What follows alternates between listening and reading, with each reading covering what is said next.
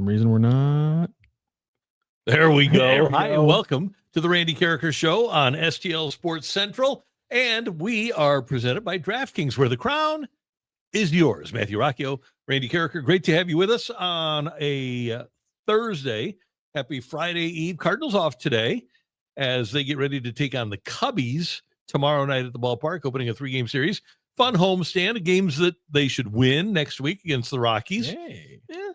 And then you got the Junkies coming into town, too. So it's going to be a fun week of baseball, and the Cardinals with their electrifying young bullpen and their young team now with an opportunity to do a little bit of damage against, well, the Cubbies.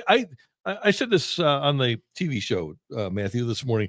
I hope that Oli Marmol goes to his players, if he hasn't already, especially because it's a young, impressionable group, right? And tells them how important the Cardinal Cub series is to Cardinal fans and to the Cardinal organization, because I'm sure a lot of them, they couldn't care less, especially because they've never really seen it at Busch Stadium. They've never seen what the Cardinal Cub rivalry is or is capable of being. And I think Oli needs to tell his team, and I'm going to tell him this tomorrow, by the way, because I'm going to hold them accountable if they don't. How do you like that? I'm going to hold the manager accountable. Bang. But I am of the opinion, and I get it because they're young, a lot of young players just don't understand historical things in baseball. And I think the Cardinal Cub rivalry, if you're Nolan Gorman and you're 25 years old and you grew up in Arizona, you may or may not have an idea. If you're Jordan Walker and you're 23 and you grew up in Atlanta, or if you are Matthew Liberatore and grew up in Arizona, or if you're, I think Donovan gets it, but Masyn Winn is from Texas. I think as a group collectively, they need to understand that this is a big deal. Back in the day when the Rams were here, even when we didn't think 49er week was a big thing because both teams wound up being bad for a while, Isaac would go to the rest of the team and say, hey, 49er week is a big thing. Be ready for 49er week. Now, obviously, they played better against the Seahawks for some reason, but at least you had a veteran presence saying, okay, this is a big deal. And I think whether it's a manager or a veteran, do you agree with me that the players need to know that Cards Cubs is a big deal? Yeah, I agree. I mean, the fans definitely still feel it. It still feels like a big deal. And so, yeah, make sure the fans understand. I think fans need to understand that the way that sports are nowadays, it's hard for athletes to lock in on that kind of stuff. They might not be aware of it when they're kids because they're playing travel baseball every day during the season and things like that. And so, you got to teach them a little bit, and always the importance of rivalries is what makes sports fun. It's at its core one of the reasons why we do this, why people get interested in it. And I mean, Cards Cubs is the first rivalry ever explained to me in my lifetime. I mean, really? I mean, that's when I was a kid, like the Rams weren't a big thing yet, and so no one's explaining to me the Rams San Francisco rivalry yet. Same old sorry ass Rams probably hadn't even happened yet on the timeline compared to like when my parents are taking me to baseball games when I'm 4 or 5, right? And they're drilling it into me from the get-go. I mean, I grew up in a hardcore best fans in baseball rivalry with the Cubs. Clap when they make a good play, even if we hate them, kind of family, like very, very stereotypical St. Louis baseball family. And so, Cubs and Cardinals for me is the very first rivalry I ever learned about. And so, I love that you're opening up with that. It is funny to me that the chat opened up and said, yes, Blues talk and high definition. Thanks the powers that be. We're not talking about baseball all day today. Well, we are going to talk with Jeremy Rutherford at the bottom of the hour. Looking forward to that. And JR talked to Jim Montgomery about how he's going to use the new guys and what he foresees once training camp gets underway. And here we are. We're about a month away from the start of Blues training camp, which is incredible. So hashtag LGB, no doubt about it. The Cardinals did get the series win in L.A. They won yesterday 5-3. Thought for all the world that they were going to lose when Ohtani struck out 8 in his 4 innings. Ohtani looks like he's ready to go for the playoffs, doesn't he? Good Lord. As a pitcher, he's pretty good. Thank God obviously. Thank God he only can hit. He only pitched 4 innings. Yeah. Thank God he has the cap right now, else that could have been ugly. And thank God Kyle Leahy's good for almost 3 innings. He was fantastic. Yeah, he's hopefully going to be a good starter. By the way, I wish I could sit next to a Phillies fan that was chanting MVP, MVP, MVP for Kyle Schwarber, because I would say, when does he pitch? It's really hard to argue that the award just doesn't have Ohtani's name on it to start every season unless somebody proves that it shouldn't be or he gets injured.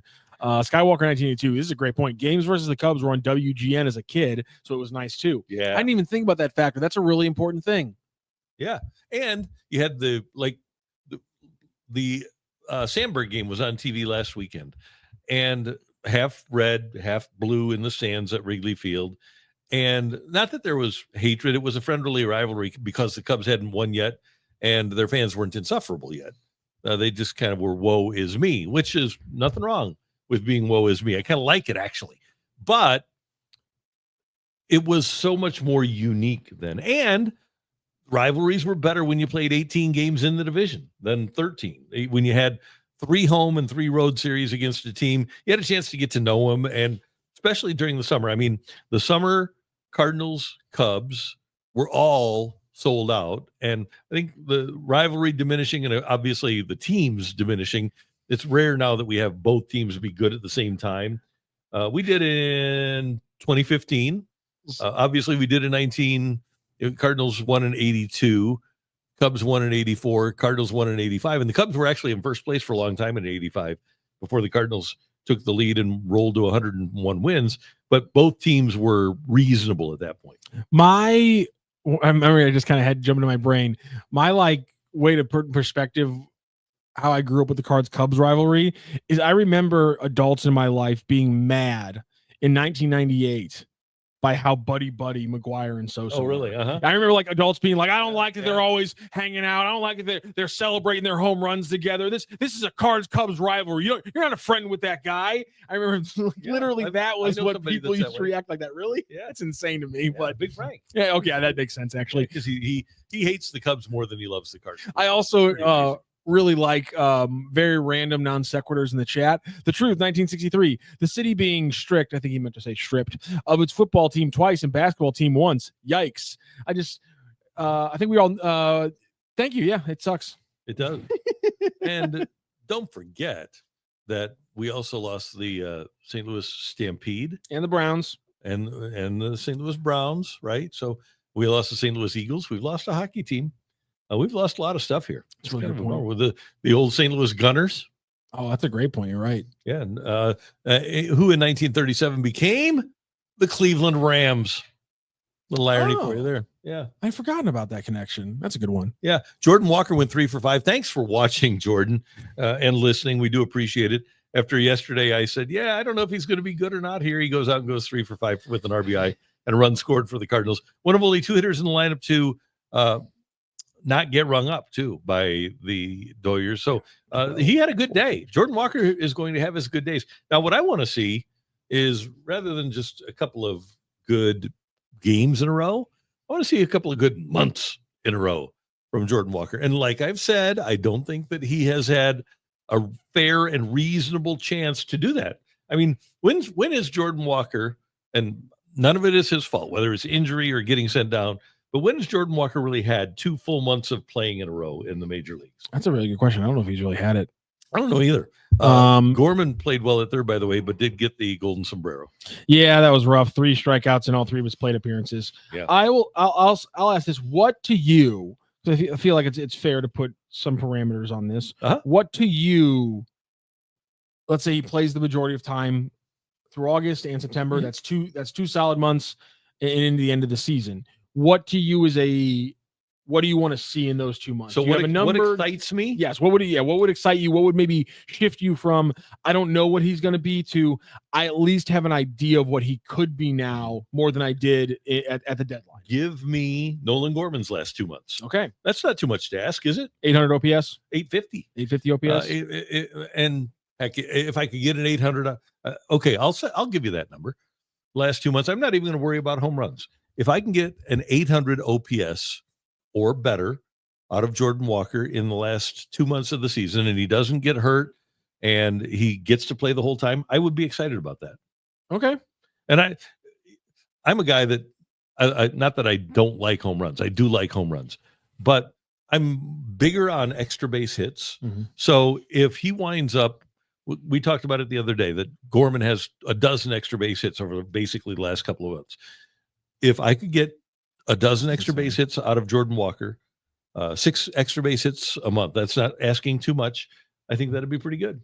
All right. Well, we will check back around October to see if he can do that, because I think you're right. That would be a sustained bit that we just haven't seen from Walker in his career. And I went full ADD there because I was looking at his streaks, and then I was like, oh, I want to see his bat speed.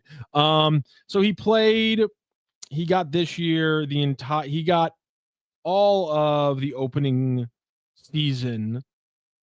He got the first April and a little bit of May. He got the first 56 straight games of the season That's this year. Yeah. And that was 2+ months before he went out the end of May.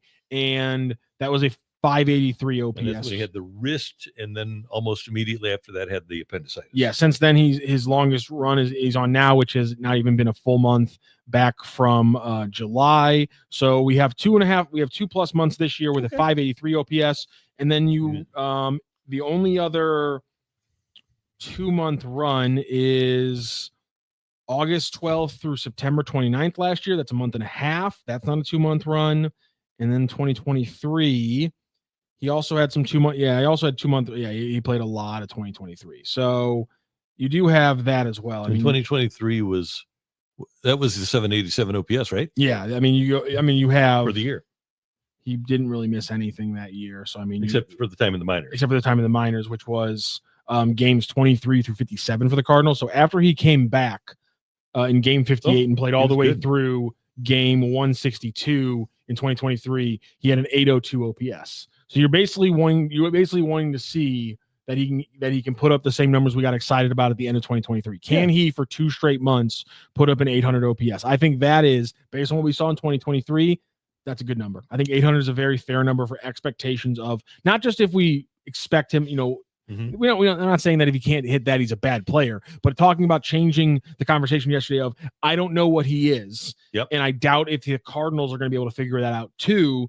All right, maybe we got something rolling into 2026. And maybe, and for some people, that's not going to be enough for how much this team talked about him prior to it. For me, that's enough going forward right now with what we've seen over the last year. Let's talk about Roman Anthony, third-round draft choice of Chaim Bloom when Bloom was the POBO of the Red Sox. He was the top prospect in baseball when he was brought up by the Red Sox earlier this year. Now they've given him an 8-year contract for $130 million, includes a $5 million signing bonus, and escalators that could max it out at $230 million. Matthew, I think the Cardinals are getting behind the 8 ball here by not signing their young players, because with young players, and they don't have any Boris clients on this team anymore, but if you're a young player, every day you get closer to free agency or arbitration first and then free agency, every day you get closer, when the team comes to you, say, why don't I just go to arbitration, or why don't I just wait for free agency? Every young player is going to think, the younger they are, that the big contract offer is more attractive. Unless this is a qualifier, it's a Boris guy. But none of these guys are Boris guys. But for me, and Boston took a gamble on Christian Campbell. It hasn't worked out yet, but we'll see if it does.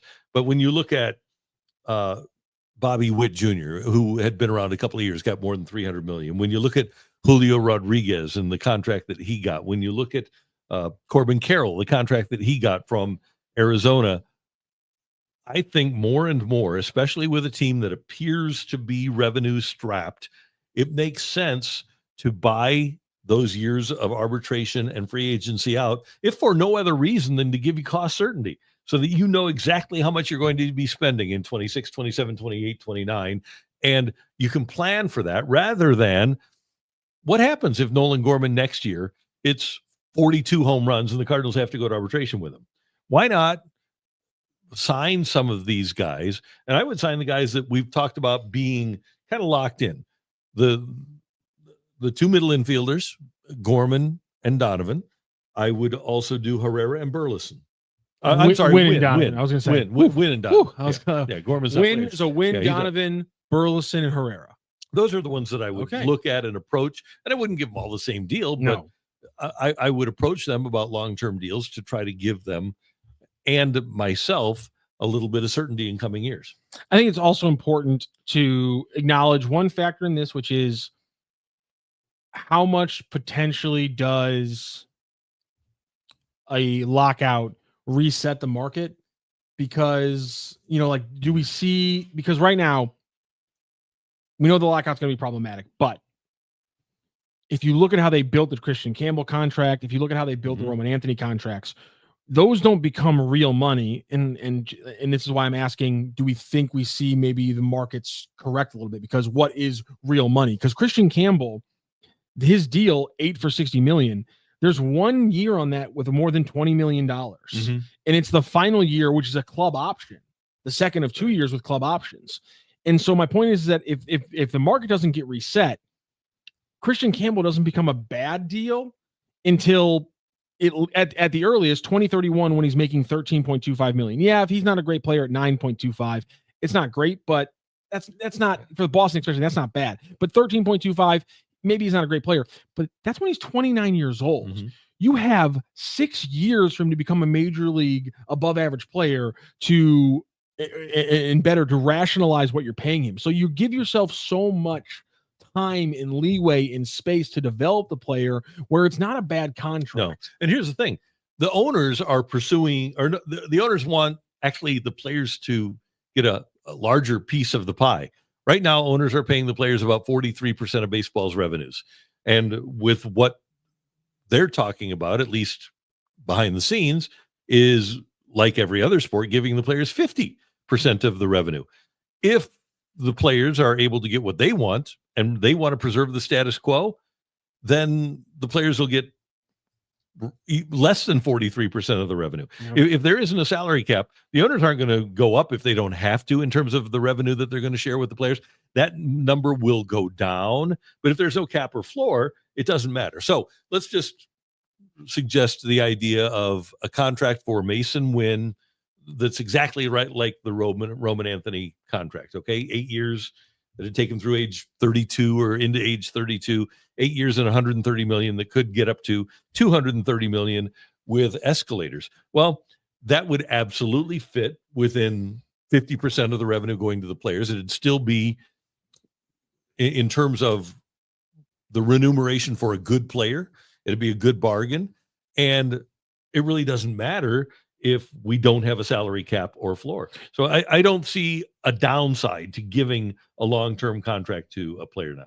I don't think that any resetting of the market is going to affect signing these sorts of contracts. Now, when you're doing $70 million a year, it might be different, but for a contract that's what, 20, 25 million a year, I don't think it's that big of a deal. Same thing with this contract for Roman Anthony. The first time they make 15 million is 2029. Yeah, there you go. It's 2 million next year, 4 million in 27, 8 million in 28, and then 15 million in 2029. So he's got 3 years plus to become the player they think he is. And he's already obviously very good, 129 OPS in 138 at bats. But, obviously there is a risk factor that is only in 138 at bats. We've had conversations about, we talked about, should they extend Jordan Walker at the end of that season where in the 3 straight months or 120 games, he had an 800 OPS. We said, extend him. That, in fact, if you take away the first 2 months and then the time in the minors and just look at that May through the end of the season we just looked at, Jordan Walker has a very similar profile to what Roman Anthony has done for the Red Sox in his first 130 at bats. And people would have said this would have been a colossal mistake if they would have given Jordan Walker. So there is a risk factor, and we have to acknowledge that. But even if they had given, let's say, this deal to Jordan Walker, we'd still be talking about 3 more years of time for him to develop into the player you need him to be before the contract actually becomes punitive.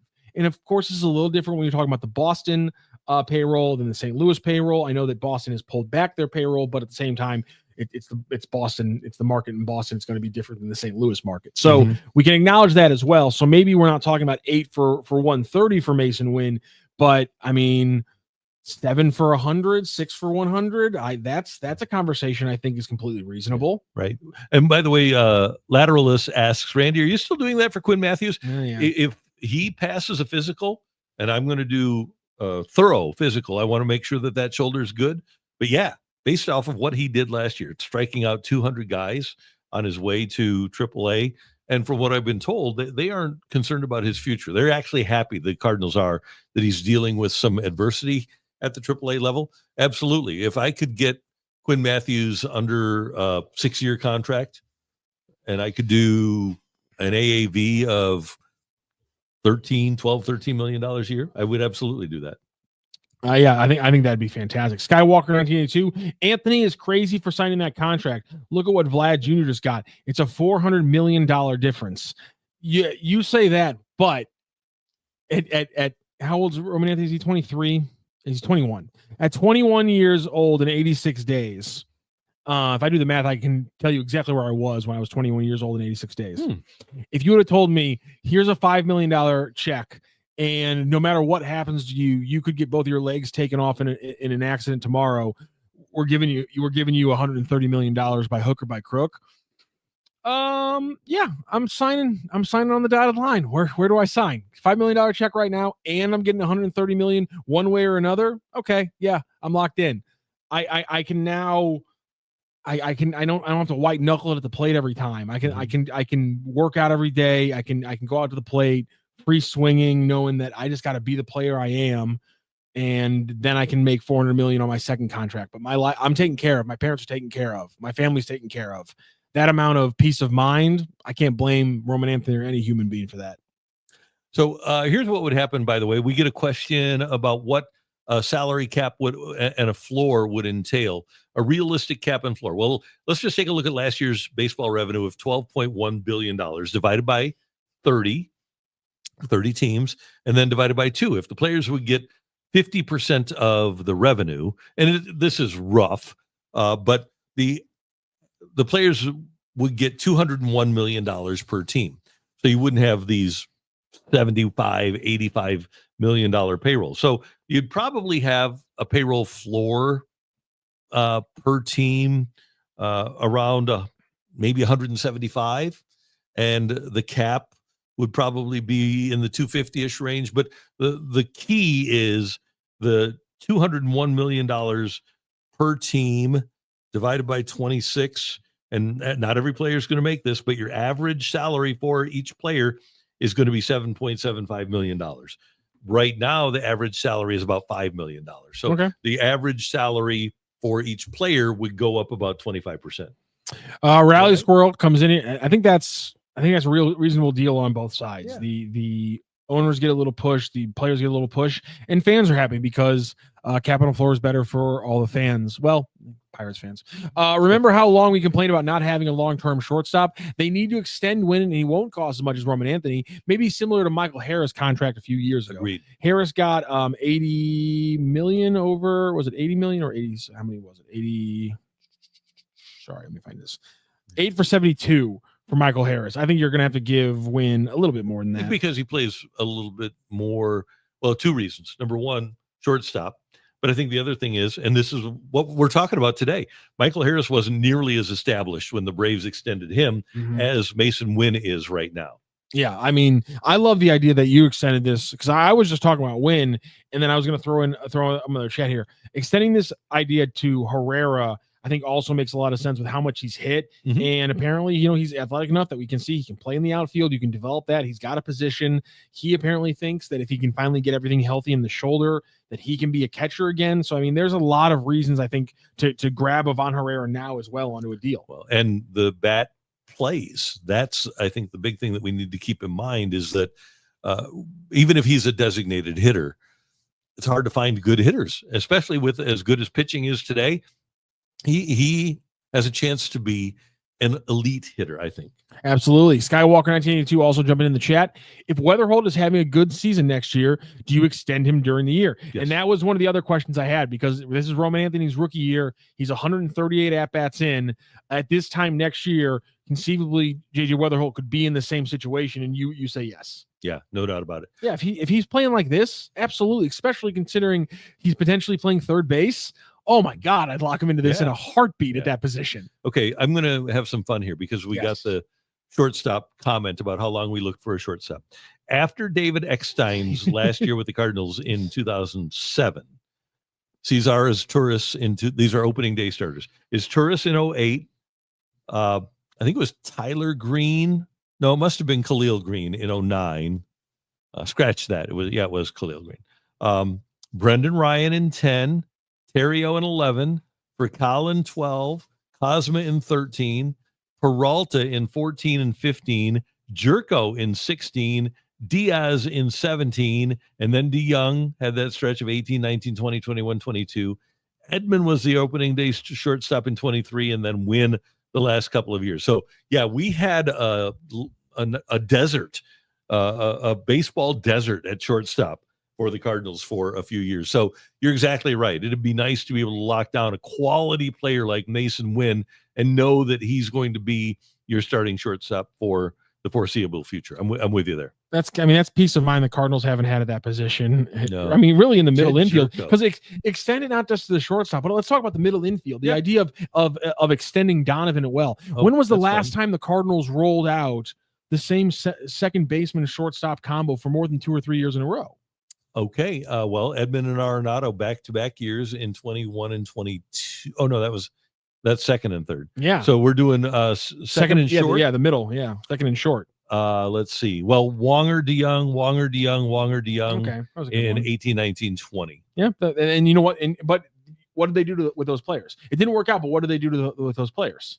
They extended them. They locked them up. They locked them up to long-term deals because they said this is the middle infield. We're getting good defense and good power from both of these positions relative to their positional usage. Yeah, that was. I think that's. It didn't work out, but those were smart moves. I know people like to criticize those with 2020 hindsight, but in the moment, I had no issue and still don't have an issue with how they handled those contracts. We got a chat here from Topher Rocks. Maybe they're a little bit gun shy because of the extensions of Piscotty, DeYoung, Jaime Garcia, etc.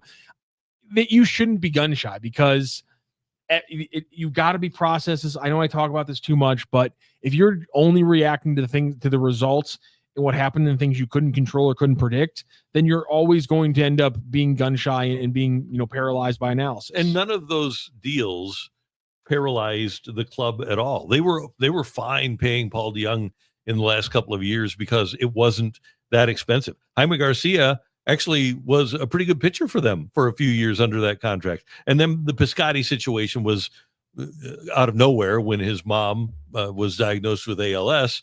They wanted to get him. They did a solid by Stephen Piscotty by getting him back to the Bay Area so that he could be near his mom as she dealt with ALS and ultimately passed away. So that wasn't something that I think the Cardinals say, man, we shouldn't have done that.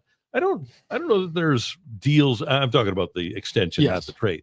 But I don't know that there's one where the Cardinals extended the guy the first time when he was a youngster. Obviously, everybody looks back at the Carpenter extension, the second one, and says, what the hell? But I don't think that there's one that the Cardinals really regret. Yeah, because and if they are, again, they'd be looking at it in a bad way. And here's the thing: sometimes your history gets turned around in their heads. Mm-hmm. Johnny Peralta could have been a long-term option at short, but they didn't want to pay him. He retired after posting a 45 OPS plus in his final season with the Cardinals. Well, they cut him during the season. Yeah, I mean, like I'm not like that's. What are you talking about? I'm very confused by that text. Like, I think we're just looking for reasons to yell about the Cardinals not having good players because they didn't. I mean, what the hell? Yeah, when I asked the Cardinals about that, and they gave, I think the fourth year was 4 years and 52, if I'm not mistaken. And when I asked off the record about that deal after the press conference, I said, "What are you guys doing?" And they said, "We had to give him the fourth year, but we don't think that he's going to their algorithms showed that he would be solid for 3. They said the fourth year is kind of a throwaway year. It's kind of like one of those NFL contracts. And that's the way they looked at it. They knew that he was not going to be great in the fourth year. And literally his on-base percentage, his slugging percentage, his OPS, and his OPS plus all dropped each of the years that he was here. Yeah. So yeah, they had him nailed to rights on that one. Hey, you know that with DraftKings, the crown is yours. It's so fun to be hanging out on a summer day and just playing DraftKings. It's the simplest way to get in on the action. Just download the app. You see DraftKings right there and use that promo code STL Sports and you can get a great payout. Don't settle for a smaller payout. Switch to Pick 6. And right now you can get a $25 bonus with your very first deposit of $5. And there's so much fun stuff going on today. If you want to play on DraftKings Pick 6, you know that FedEx St. Jude Championship is underway down in Memphis. Okay. And I'm going to go and Scotty gets started at 11:50 our time.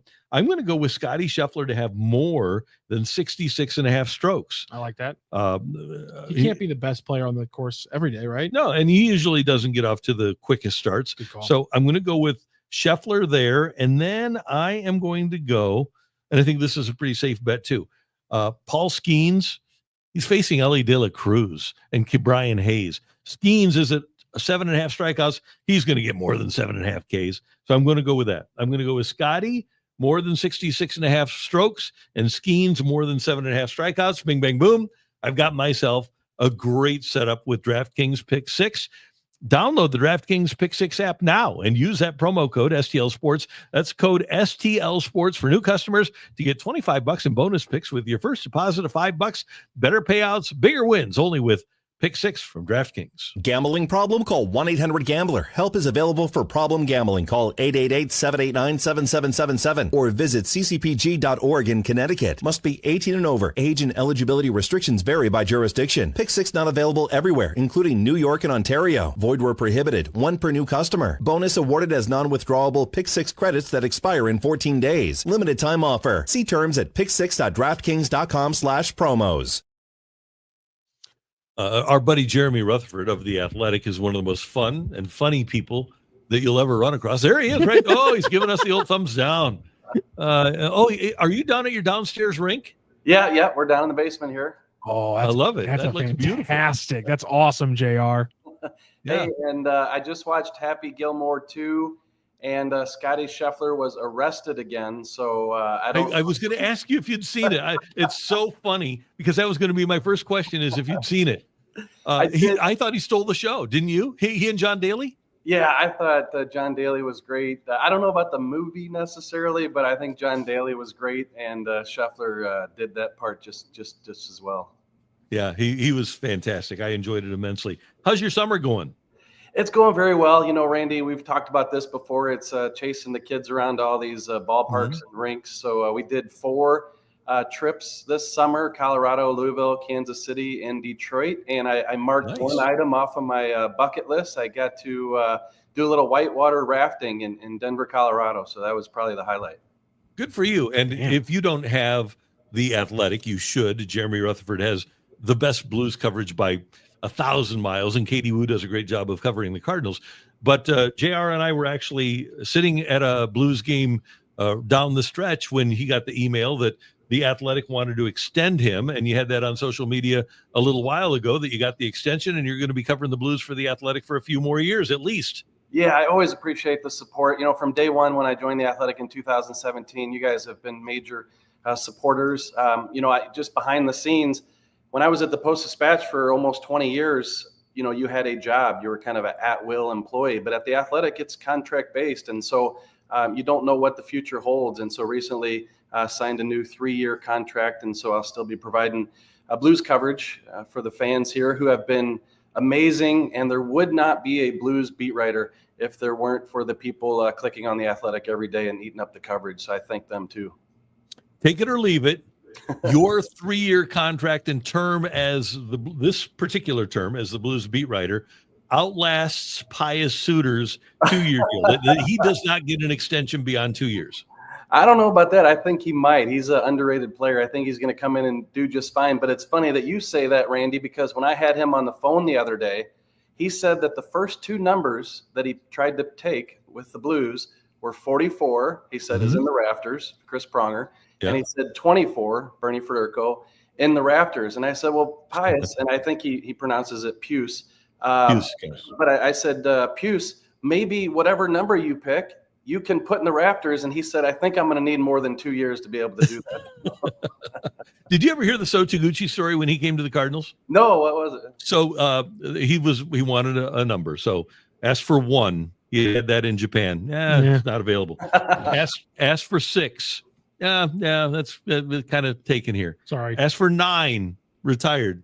Okay, well, how about 66? No, it's Rick Ankiel's wearing 66. So that's how he got to 99. He went from 1 to 6 to 9 to 66. And I think he might have asked for 11 too, and Okenda was wearing it. So yeah, I think it was 1, 11, 6, 9, 66, and then finally 99. He asked for like 5 numbers that were weird numbers that weren't available for him. Yeah, and I'm so used to with the sport that I cover, no one can take 99. And if you do, let's just say you're in a house league out here in Jefferson County and you wear the number 99, I can guarantee you're going to be checked into the boards. I'm amazed that kids are wearing 99 in youth leagues. Yeah, you see it every once in a while. A lot of times they throw it out for the spring leagues. I don't know that kids are picking it, but hey, we got 12 jerseys. Hey, take this one, take this one. So, but yeah, you don't see it too often. All right, you had a conversation with Monty and the pieces at The Athletic, and folks need to check it out. What was your biggest takeaway from your conversation with the Blues coach? Well, I think the biggest takeaway, and keep in mind, this was about a 6-minute phone interview, and I called him to talk to him about Suter and Bukestad and where they fit into the lineup. And when you throw out questions like, hey, where do they fit? Look, it's August. Yeah, he's drawn up the lines, but they got to get into practice and see what the chemistry looks like with some of the new guys. But what stuck out to me was when I said, where could you see Suter? Is he third line center? And he said, well, he could be a second line center, and Bukestad could be third or fourth liner. And, I think that they're going to go into the season, guys, with Schenn on the second line. At least that's my feel. You had a great chemistry, talking about chemistry, with Holloway and with Jordan Kyrou for a long stretch of hockey with those three.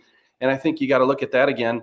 Holloway being healthy. And then the third line, can Suter center a line that maybe has Jake Neighbors on it and maybe has Nick Bukestad on the right wing? That was the biggest thing that Jim Montgomery said, was that these guys are give them so much flexibility because they both play center and wing, Suter and Bukestad, and they can both play up and down the lineup, whether it's Suter on that second line or Bukestad on the third or fourth line.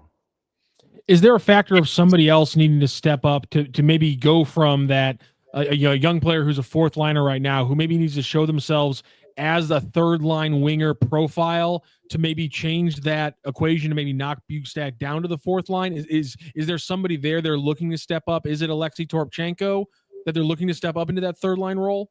Well, I think a couple things here. Good question, Rocc, is Dalibor Dvorsky. Doug Armstrong has said if he were to make the lineup, it doesn't necessarily have to be center. And we're not talking about opening night. He could make the lineup 2 weeks into the season, whatever. But he could be on the wing. And Doug Armstrong used Robert Thomas as an example. Remember, 2019, he came in and played on the wing on that line with Bozak and Maroon. And so could they do that with Dvorsky? So yes, if Dvorsky were able to show well in camp and say, look, I can hold down that third line right wing spot, then maybe Bukestad is your fourth liner. He would, to me, probably be the only young guy, because let's keep in mind they project Snuggerud in that top 6, right? Mm-hmm. After that, I don't know that it would be Toropchenko, even though he's capable of it. I think, what are they going to do with Oscar Sundqvist? Like last year, he was your third line center. Could he play third line right wing? Perhaps not. Step slow. Does he play fourth line? And do they move Nathan Walker to the center with Radek Faksa leaving, and then Sundqvist is your fourth line right winger? I think there's some interchanging that they could do there. I would be intrigued to see what they would do, how they would perform with Dvorsky starting off on a wing. I'm just trying to match his skill set to another player that would be his center, because he just, I've always thought of him as a center, but who do you think he would be a good fit with? Yeah. And so this is kind of just based on, the lineup that we're looking at on paper. The one thing that everybody says about Suter is that he makes players around him better. And you're talking about a 29-year-old veteran who's been with a couple different teams. And if he's a guy that makes guys better, and that's what you're looking for in terms of a guy who could help Dvorsky along, perhaps that's a combination. I personally don't see Dvorsky making the team out of camp. I think this is a continuation of the Blues believing that they are a competitive team that can fight for not only a wild card, but maybe third in the Central Division. And I think that they perhaps want to put Dvorsky in Springfield, let him get on a good roll again, and then say, okay, we think you're ready. Let's come up and take a look, whether it be at center or on the wing. But I think hypothetically, if you put him on a line and you wanted a guy who you could count on to kind of help him along, it would be Suter in my mind. And once Dvorsky does establish himself, got to get rid of that 54. You just can't. That can't happen. How about 99? No.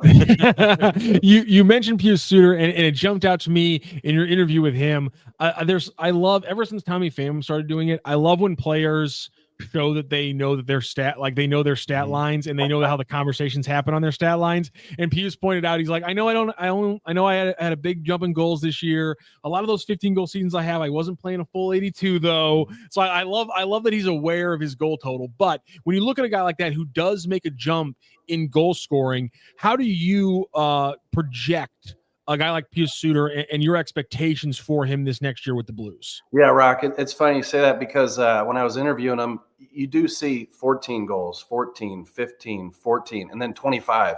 And it's like, wow, he did something, to set himself up for 25 goals. And you could tell he was kind of a little sheepish in his answer when he said, well, if you look at the games played, I didn't play as many games those years. And so I perhaps would have scored more had I played more games. And I looked at it and I'm sitting there going, Pius, you played 79, played 81 in one season. 81. So there were a few scenes, but I get what he's saying. But he did say that 2 summers ago, he really worked on his shot. He felt like he was getting a ton of scoring opportunities in the middle slot, and he wasn't converting those chances.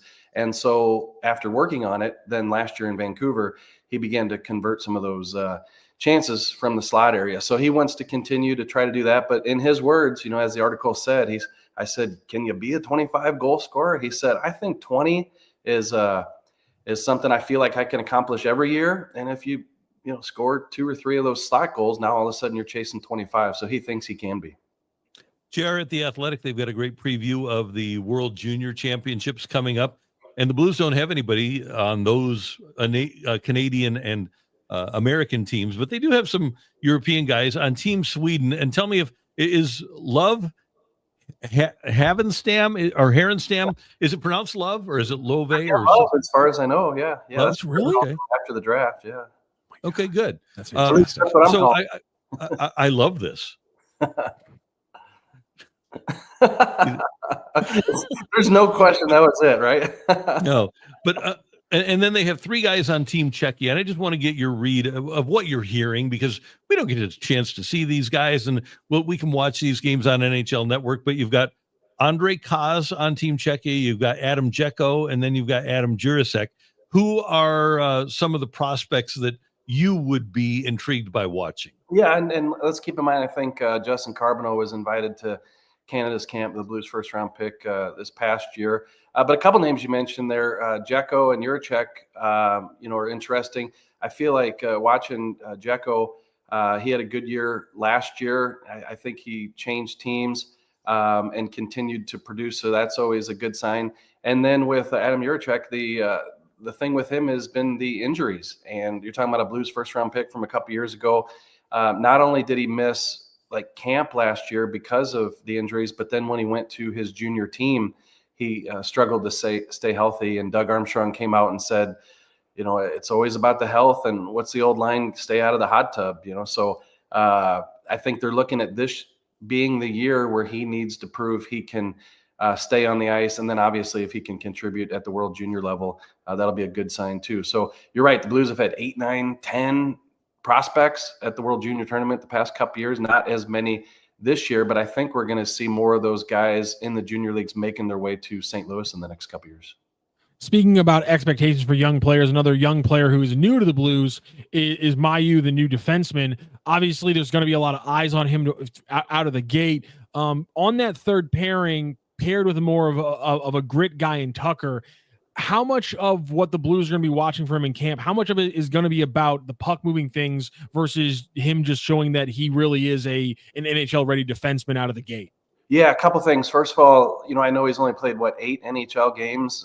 Last year, people were saying one of the best defensemen in the AHL, and that he doesn't have anything left to prove in the AHL. And Doug Armstrong said, basically, we're expecting you to play with the Blues next year. So, you look at a situation like it's his job to lose. What are they going to focus on? I think first and foremost, it's going to be, composure, being able to move the puck, being able to play at the speed of the NHL, which he should be able to do. But I think secondarily to that, is the edge he plays with. And he talked about that when we interviewed him after the trade. He said that he likes to play that way. And so if you're a Blues fan, you look at that third pair of potentially Tyler Tucker, who I think wakes up on the wrong side of the bed every day. Somebody puts something else in his cereal besides milk, right? and so if you got him and a Mayu in a year, 2 years, as holy smokes, we don't want to play the Blues. That third pair, you're going to go down there and get hit by somebody. That's ideal. That's a good look for the Blues in the next couple of years. But I think for the immediate future, Mayu just needs to get in, get himself established, show that he's an NHL player, and he can get the puck out of the zone. They do like that about him. So I think that's what he's going to want to accomplish first. What's your comfort level with these young players? And obviously, when you saw what happened last year with Broberg's ascent, clearly Weber had an effect on him. I'm pretty comfortable with the Blues coaching and developing these young players at the NHL level, and I think that was enhanced with the hiring of Montgomery.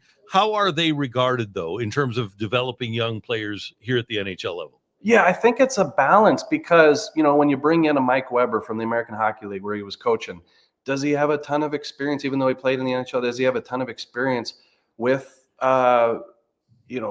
with the older guys? No, but he's recently worked with a lot of younger guys. And I think you guys both know this. These coaches who can relate to the younger players seem to have more success with them in developing them and building relationships with them. And we know that Jim Montgomery's been successful at that because he was in the college ranks and had a great career at the college ranks before he came to the NHL. So I think when you have the combination of a younger Mike Weber working with these guys on the back end, and then you have the boss, Jim Montgomery, who's had success in that area. And if Weber has any shortcomings or questions, he can go straight to Montgomery. I think it's a real good fit for these young D prospects. All right. I wanted to go back, by the way, one other prospect that we didn't get a chance to touch on, and I don't know if you talked to him at camp, that Juraj Pekarczyk, who's a Slovak, I think, but and wants to turn pro, but just appears to have a ton of skill. What have you heard about him? Yeah, I did not. I was not able to talk to him at prospect camp. I was in Colorado during that camp. Bucket list stuff, yeah. So I haven't spoken to him a ton, but I have talked to people about him, and they like him. And when I say they like it, that's pretty obvious. But when you watch him, you can't help but like his game. Like when he goes out there with a Dvorsky, and you can see him play at that level and make plays.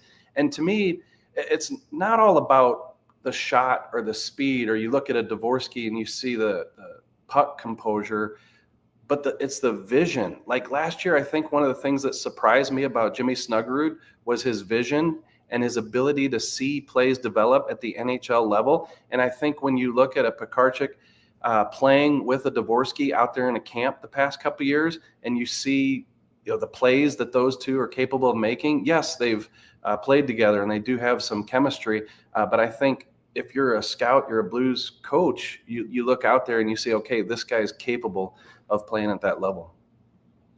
JR, I want to touch on a couple of more things. Number one, today is Jake Allen's birthday. It's unbelievable. He's 35. Don't say that. Don't say that. It's 35 years. So, but you remember when Halak and Elliott were so good when they won the Jennings Trophy? Yep. So, and I think they might have had the team goals against might have been less than 2 that year when those two won. But I'm going to give you, and this is a tough one, those two who won the Jennings Trophy or Binnington and Allen. What duo are you taking? Oh man, alive! Holy smokes! I'm going with the Cup winner. Whichever duo I'm going to pick, it's going to include the Cup winner. So I'm going to go Binnington and Allen. And even though Allen had his struggles here, he had the longevity, and look, he's still in the league. This isn't a guy, he just re-signed with New Jersey. This is a guy who didn't just leave St. Louis and then never to be heard from. And also, I can't choose a duo that includes Jaro Halak, even though they won the Jennings. That's fair. I understand. One of the famous stories, I don't know how public this story is, but I recall it was right before I think the Olympics one year, was it the Olympics? And Jaro Halak was told that he was going to start, and it was like the last game before they were leaving for the Olympics. And he told the goalie coach, Corey Hirsch at the time, no. Why don't you give Brian the start? My mind is to get ready for the Olympics, so I cannot start tonight. So I think they were kind of done with him at that point, and then shipped him away in the trade.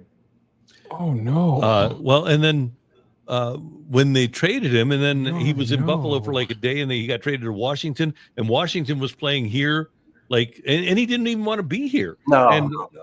And Washington was coming back here like a week later, and he wouldn't play for them because he said it was too soon, right? Too soon, right, yeah. So, decent guy, played some good games, won a Jennings Trophy, but not a guy that I'd kind of throw out there for Game 7 like I would the other guy, Mr. Binnington. And by the way, it was a playoff series against the Kings where he didn't want to play also, right? I think I've heard about a few times. Yeah. So I just want to give you that year, though. The Blues team, and this was Hitch's when Hitch got hired that first year. The Blues team goals against was 1.78 when those two won the Jennings. Halak was a 1.97. Moose was a one. Moose led the league, 1.56 goals against and a 940 save percentage in 38 games. Yeah. How about that? A team goals against of 1.78. Unbelievable. And if I remember correctly, I don't have the total goals against the team each season in front of me, but I just remember Mr. Plager, Bobby Plager, coming up to me towards the end of the year every season, hoping, like the Miami Dolphins and their perfect record, that their goals against record would stay intact, and he'd say, we gave up 168 last night, so our record is still good. So if you have that in front of you, I don't know what the numbers are, but I know that that those player years, they had the lowest goals against the team. That's amazing. For a long time, yeah. I love that was a big thing for Bobby Player. We got a question here from the chat, JR. Will Holloway be healthy for camp / the season? Yes. He, as we know, did have surgery there while he was out towards the end of the season. And we asked Doug Armstrong, would he be ready for camp? And his answer a couple months ago was yes. So that's what we have to go on at the moment. And I would expect nothing different as we get closer to September. There we go. By the way, 157 goals against in the Blues' second season. Okay, that's what it was. Yeah. And so he would come up 158 against. We got the record still. And then they were allowing like 250 just a couple of years later. So that's pretty amazing. So we were talking earlier before we let you go. We're only like a month away, 5 weeks away from the start of training camp. It's unbelievable how fast it gets here. Are you enthusiastic based upon what happened on the stretch last year and Montgomery having a training camp? How enthusiastic are you about the 2025-2026 Blues? Yeah, I think so. I think enthusiastic. How do I say this? After what happened in 2019, and I think we were all a little bit burned. And when I say burned, I mean this team, they're not going to win the cup, and then they do, right? Mm-hmm. So last year, before Four Nations, people were asking, can this team get in the playoffs? And this team is not. They cannot get in the playoffs, and of course they do. So I never learned my lesson, right? But I think that provided some belief in the direction that this roster is going, and I think that when you add a couple pieces like Suter and Bukestad, there's no reason to believe that they can't remain competitive. I think you're going to need some guys up front to step up scoring. Like Buchnevich needs to be more consistent. He's got to score for this team to be competitive. Thomas, I think, had a great year last year. There was a couple 6-week stretch where maybe the numbers weren't there. If he can be consistent and ascend to be that Olympic level player that he wants to be, I think that would do wonders for this team as well. And I think that as this defense, the landscape back there kind of changes, and you get Broberg in for a second year, and now you bring a Logan Mailloux in, and now Tucker's going to be in there on a regular basis. Yeah, I think things are looking up, and you're going to add some more pieces in the next couple of years, and then I think you get to a point where you can add a big piece, whether it be in free agency or a trade. Doug Armstrong said they tried to take a couple of those swings this past year. It didn't quite work out, and he said maybe in hindsight it wasn't our year to make that type of move, but they're looking to make that move. So I really do think that with Jim Montgomery having a full training camp and some of the players that the Blues have added and the anticipation Doug Armstrong and Alexander Steen to want to add to this group that you should be excited if you're a Blues fan. Okay, I promised you that was going to be the last, but I was lying. I wanted to ask you about Steen because the Blues have allowed him to come out and make some appearances with the media. Chaim Bloom for the Cardinals has been pretty quiet, or completely quiet. Based on what you've heard from Steener, and we have always known he was a really smart guy, but now that he's able to share what he's learned over the last couple of years with the knowledge that he's going to take over as GM, how do you like what you hear?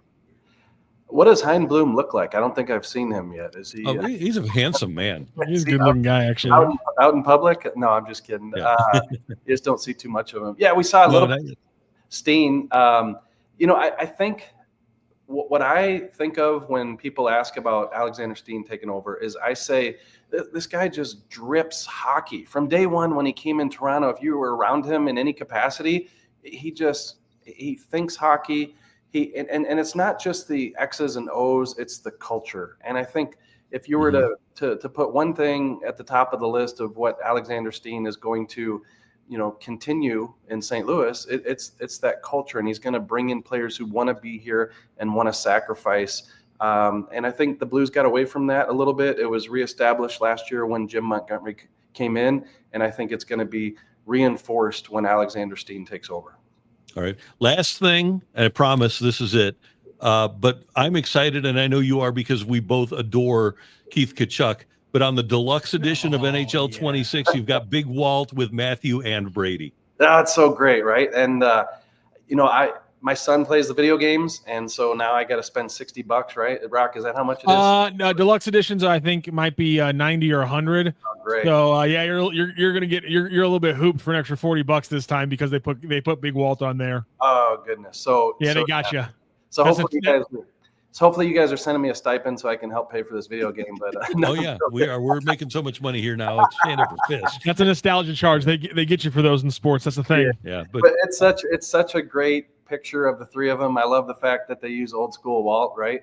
For those who haven't seen it, with Matthew and Brady, and Keith has been a part of this. Like you see him in the crowd, they show him. He's in the locker room drinking out of the cup, and I'm so happy for him because I covered him on an everyday basis for so many years, and he didn't get to live this out, unfortunately. And being able to do it vicariously through his son Matthew has been great. And the video game, like, I just can't believe if you're Matthew Tkachuk, like, you see your dad play in the NHL, and now you're winning the cup, having your cup day, getting married, coming out on the cover of NHL 26. I mean, who's living a better life than this guy? It's the summer of Matthew Tkachuk. Absolutely. I do want to say I think it's unfortunate they forgot the fourth member of the Tkachuk family. There was no Obi Clark's hat on the cover. I mean, that's been just as prevalent in these cup runs as Matthew, Brady, and Walt. So I can't believe they didn't get the hat on there. I wonder if they tried to sneak one into the picture and the photographer caught it or something. Like, I'm sure they did, right? Yeah, they had to have. I agree. I'm going to Photoshop one into that picture. I'll send it to you later today. And send it to Big Walt too. Yeah, he'll appreciate that. So, JR, you're the best. Thanks so much for the time. We appreciate it. We'll talk to you soon. Yep. Talk to you guys later. Thanks. That's our buddy Jeremy Rutherford. If you have not already subscribed to The Athletic, you should, because it is spectacular Blues coverage. You know what else we got going here in St. Louis at the start of September is the Stifel Charity Classic presented by Compliance Solutions. It's back here in the Lou, and on September 4th through September 7th, you'll have the chance to see great Champions Tour golf, and music sensation OAR is now headlining a community concert on Friday after the first round of the tournament. If you want to go, I do want to go. Okay. Well, I really do want to go. We've got your chance to win tickets. Check out StifelCharityClassic.com for more details, but we're going to give away tickets. How are you going to give them away today? Well, just like yesterday, we got our low and away question of the day. We put it in the corner where Jordan Walker can't get to it. That was uncalled for. I'm sorry. You had a great day yesterday. I know. I'm bad. Yeah, I'm actually really excited for this concert. I'm not a big concert guy, but OAR is one of my favorite groups from when I was younger. And they're a jam band, which means their concerts are a completely different experience to hearing their albums. So it's going to be a lot of fun. So we have our question of the day, and you just got to put your guess into the chat. Whether you're watching on YouTube, if you're watching us on Facebook, just put your guess into the chat on this question. And if you're the closest, or if you hit it right on the nose, if you're the closest when we close it, you're walking away with 2 tickets to OAR. The question today, including his showing last night, how many times in his Major League Baseball career has Shohei Ohtani hit a home run in a game where he also appeared as the starting pitcher? Last night was his 94th start. It was also the X time that he has done this. How many times in his career, 94 starts, has Shohei Ohtani hit a home run in a game where he also appeared as the starting pitcher? Get your chats in right now. We already talked a little bit about Shohei Ohtani, but just the guy's an absolute, I mean, to your point, I mean, every year it's his MVP vote. Mm-hmm. He's the greatest player in the entire league, and it's unbelievable what he does.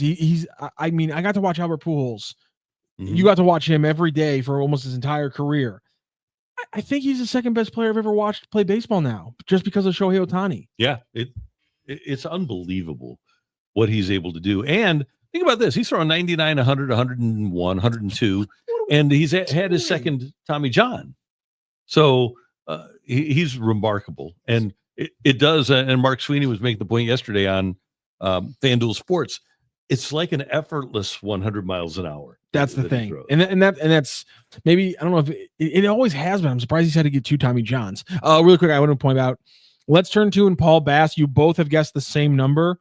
And you guessed it both at the exact same time. So one of you, please change your guess. Because we have not gotten the correct guess so far. We do have somebody who is closer than everybody else, but I want to let this roll on for another minute or two to give people some more chances to see the question of the day and try to get their guess in. I don't want people cheating. Honor system here, including his showing last night. How many times in his MLB career has Shohei Ohtani hit a home run in the game where he also appeared as the starting pitcher? 94 starts in his career. How many times has he done it? I'm going to give people another minute to get in their guesses, and then we're picking our. I got a guess. I'm showing everybody, and then we're rolling through. I don't want your guess because I feel like your guess is going to be really good. By the way, your guess is always really good. That's why. Can I? I don't have a question for I don't you know today, if this is a hint or not. Okay. But how lucky is baseball that Joe Madden, when he went to the Angels, insisted that Ohtani be able to hit and pitch on the same day? Because they didn't let him do that before. They used to say, okay, on the day that he's pitching, he's not going to hit. But Joe Madden said, no, he wants to pitch and hit on the same day, so we're going to let him do it. And I think there was a little pushback on the part of the Angels, but Madden got his way and Ohtani got his way. But until Joe Madden took over the Angels, Ohtani was not allowed to do that. So when did Joe Madden take over the Angels? 21. Okay, that's what I figured, because if you look at his breakdown, he starts 10 games in 2018, and then he starts only 2 games in 2020. Mm-hmm.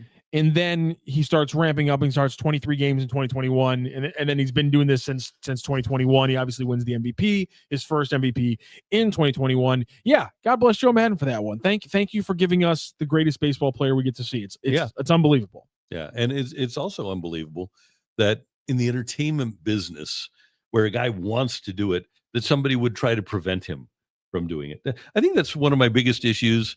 And, did you see the Jeff Passan exchange with Doug Minkiewicz? Oh, hilarious. It was great. God, that was great. And then Passan was asked about why batting average, and it's not Jeff Passan's fault, but he explained why batting average isn't such a big deal anymore. And he said, because people thought and think that a walk is as valuable as a hit. And in terms of getting on base, it is. But the other thing that happened with the analytics movement is that people quit caring about how they made outs. Yeah. The strikeout became just a part of the scenery. And I still think that getting your bat on the ball is better than not getting your bat on the ball. And that's because you come from the idea, how many times, it's not quantifiable, but just a rough estimate. How often was a run scored under Whitey ball because they got an early hit, and then they advanced the runners because of outs 1 and 2, and then while those outs were on the board, they got the RBI hit they needed. How many? I mean, I can imagine that was a regular occurrence in Whitey ball. Yeah. To your point, where you can't advance the runner with a strikeout. Right. but you can advance the runner if you put the ball in play. Right. So that's one of the things that I look at now is I get, and I obviously reference OPS all the time because getting on base is valuable, but I don't think there is enough of a premium placed on the guys that can actually hit the baseball. I think that's really useful, and that's why I'm a huge Luis Ariz fan. Even though I'm a slug kind of guy, I love the home run, and I talk about OPS and OPS plus. I still really respect what Luis Ariz is able to do. Listening on MLB Network Radio the day that the Padres made that trade, and Steve Phillips was panning it because he said he's a one-tool player. If the 5 tools are hit for power, run, field, throw, he can hit, but he doesn't hit for power. He doesn't run. Doesn't really feel particularly well, doesn't throw particularly well. But I would argue that the most important tool is the one that he excels at. Yeah, it's a pretty important tool. Yeah. It's also one of the hardest things to be good at in baseball. Right. And so you can always hide a guy defensively, especially with the DH. If a guy is getting on base and you have somebody else to hit the ball over the fence to drive him in, that's good. You don't have to be able to run anymore in baseball. We've seen that. So if you have the one tool, if you can hit and don't strike out, then to me, you're a valuable player. And I think Luis Ariz is very valuable. Absolutely. Okay. Time is up. We've gotten enough guesses in here and we have a winner. Before we reveal the correct answer and reveal who is the winner of our 2 tickets to OAR courtesy of the Stifel Charity Classic, Randy, what was your guess going to be? I was going to say because he missed last year as a pitcher. So you've got 21, 22, 23. This is why he's the 25. King, guys. He breaks it down. He breaks it down. So I was going to say that with the Angels, and I don't think he against Nevin or with Nevin as his manager, he didn't do it as much. I'm going to go only 2. Okay, we got some low numbers. JKD 1991 said 1. Cole Bassett had 3. We had 4 from Let's Turn 2 and Paul Bass. Let's Turn 2 changed his to 3. Mizzou 1755 said 8. Ooh. All of these ones have been wrong. This could be Ben. Went too high with 69. Paul Baroni was incorrect with 7. The closest and the winner of 2 tickets to OAR for today, Mike Gray, gets it with 10 because last night was actually number 15 for Shohei Ohtani, the amount of times that he's homered while also appearing as the starting pitcher in the same game last night against the Cardinals. 15 home runs as a starting pitcher in his career for Shohei Ohtani. That's across 94 starts. To Randy's point, it's really only across probably around 80 starts where he actually was in the game and being allowed to hit as the starting pitcher. So 15 times he's done it. And that means Mike Gray is heading off to see OAR on Friday, September 5th out at the Stifel Charity Classic. Mike, we need some information so we can get you those tickets because they're always electronic nowadays. That's how things work. So do me a favor, Mike, text us at 314-590-3770, or you can put it into the chat, just your first name, your last name, and your email address. That's all we need, and I'll put that phone number that you can text us as well so that we can get your tickets. Congratulations, Mike. Great job on the trivia question. And if you'd like to head to the Stifel Charity Classic and check out the concert, learn more by going to Stifel, Stifel, StifelCharityClassic.com for more details. I will be out there, and I hope to see you out there at the Stifel Charity Classic as well, because it's always a great event. Looking forward to it a whole bunch when it comes around. That first weekend in September, Labor Day weekend, is going to be fantastic here in St. Louis. By the way, not this year, but next year, certain golfer becomes eligible for the Champions Tour, Randy Karraker. I know, and so our old buddy Nick Ragone, who was here, would always talk to Tiger Woods and say, hey, are you interested in St. Louis? And he had heard of what was then the Ascension, now is the Stifel Charity Classic. And Tiger, in 2018, when he finished second in the PGA here, just fell in love with the fans here in St. Louis. And he always told Nick, have a cart ready for me, because he can ride the cart on the Champions Tour. So wouldn't that be something if Tiger Woods would make a Champions Tour appearance here in St. Louis? I'll say this right now. If Tiger plays a full year on the Champions Tour, he's going to destroy everyone.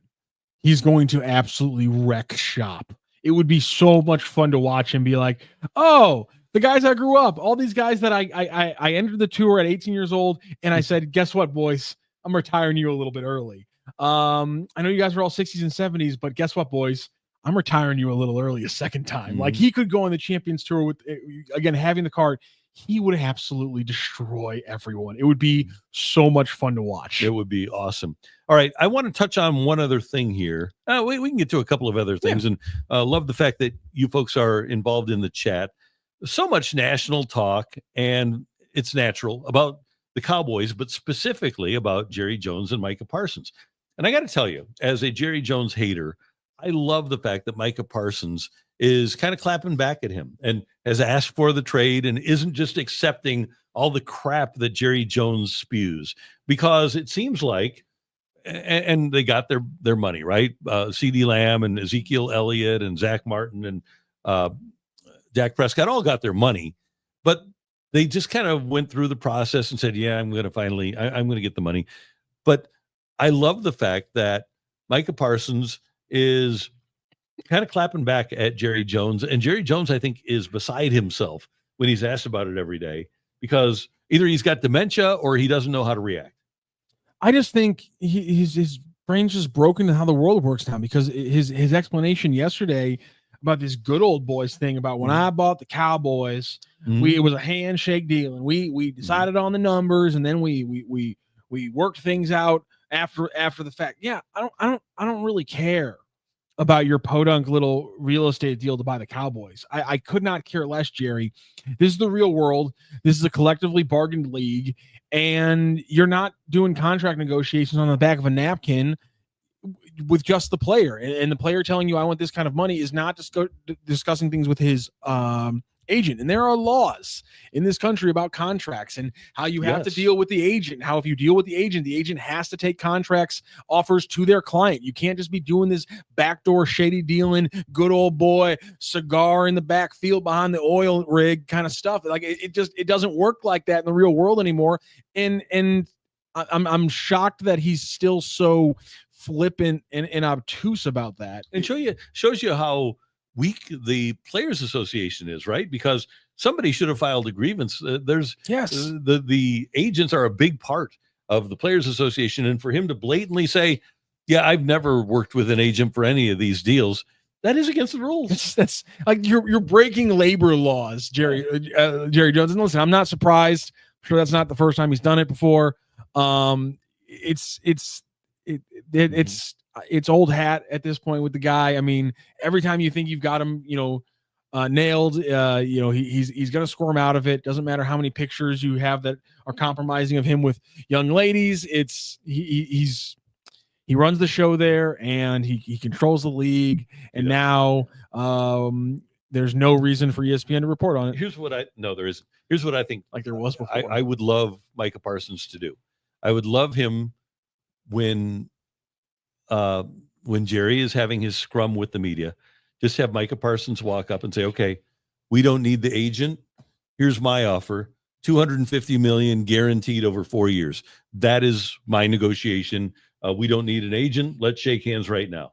See if Jerry takes it in front of all the cameras. If I was Mike, I'd walk over and start talking to Steve and be like, I'm going to talk to the guy who's making the decisions, Jerry. Thanks. That's what I would do. I'd walk over there and be like, I'm going to talk to the guy who's actually going to be making the decisions probably in 8 months or so. So let's keep the conversation between me and Steven. And this is Cronky Hater. I love you.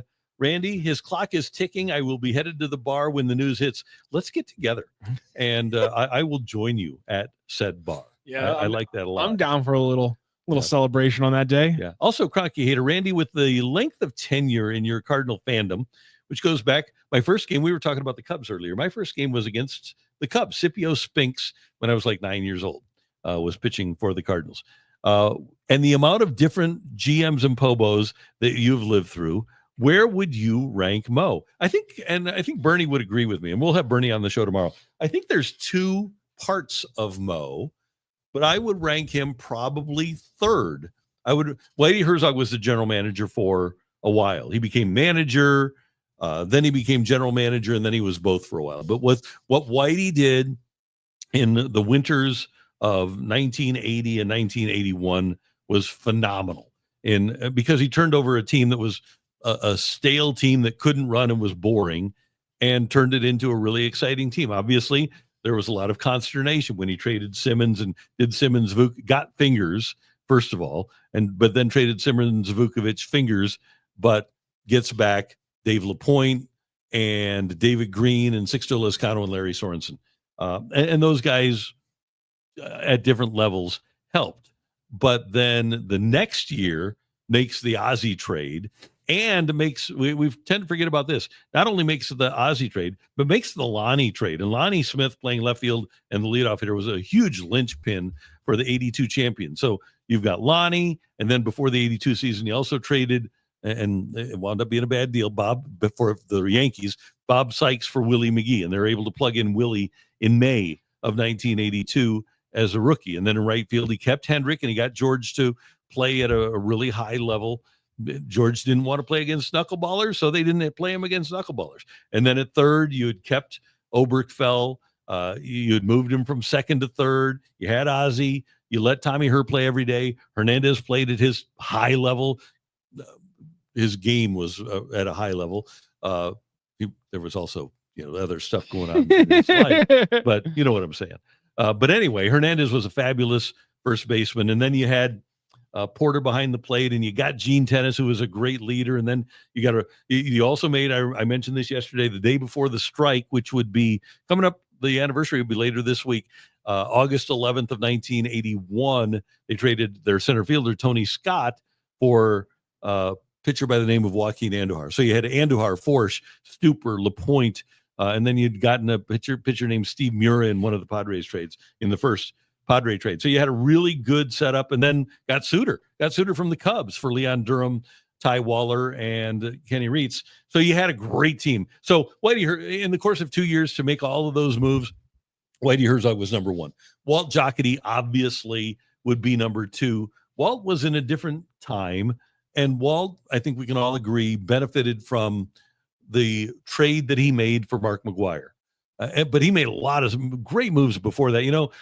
Christmas Eve of 1995, they signed Ron Gant and Andy Bennis as free agents and built that 96 team. That was completely different than the 95 team. You bring in Gaetti, you bring in Royce Clayton, you bring in Mike Gallego, you kept Mabry at first. Pagnazzi was still the catcher, but you go and get Gant. Langford was still in center field, and you still have BJ and Wright. But then he changed a lot of the pitching too. And in addition to adding Bennis, they had some other guys that they plugged into that starting rotation, Todd Stottlemyre being one of them. You bring in Eckersley to close. So Walt did a great job initially when Tony was the manager, when Tony came in as manager, and then remade the team again, which I have referenced before, in 2000, changing and this is impossible now, changed an entire up the middle. And the reason that the dynasty got started, and a lot of it was because of the money they had made with McGwire. They get Edmonds to play center. They get Renteria to play short. They get Vina to play second. They get Matheny behind the plate. They get three new starting pitchers, bringing Andy Bennis back, Darryl Kyle, and Pat Hentgen. And by the way, I asked Mike Matheny about this. I said, did you guys know? Did you realize? Because it was all of you separately coming in. And Mike told me, he said, yeah, because Walt told us what he was doing, which was really cool. But anyway, and then Walt being able to go out and get Rolen, going out and making the deal to get David Eckstein, had a new second baseman every year. The Kyle trade was brilliant. The signing of Chris Carpenter was brilliant. Finding a guy like Dave Veers in the Kyle trade that saved 31 games for you, bringing Izzy back, Walt was absolutely fabulous. So he would be number two.